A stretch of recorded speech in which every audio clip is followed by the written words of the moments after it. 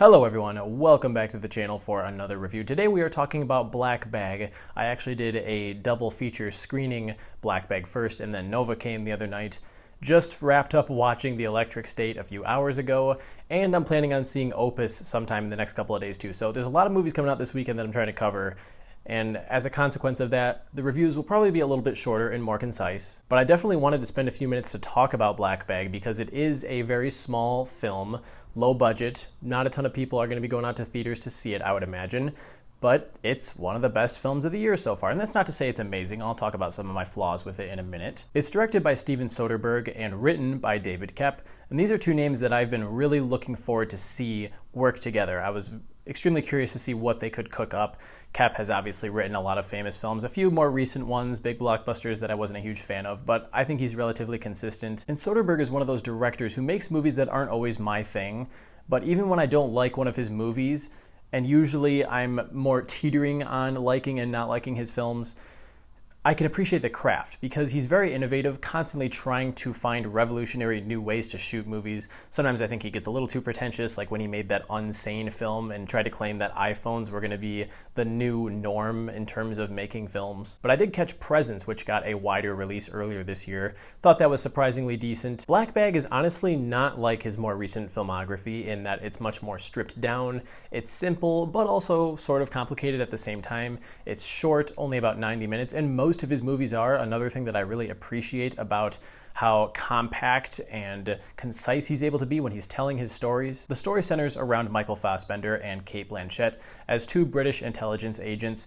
who are kind of in a bit of a rut when they come to the realization that there's going to be a major conflict between their personal lives, their marriage, and their professional lives, aka their careers. And the themes that it's trying to convey are very simplistic and are demonstrated by the title Black Bag, because that term is used by the characters in the film whenever they're asked to explain something that, because of their duty, they can't disclose to one another. Because of their professional obligations, these characters simply can't share certain things with one another.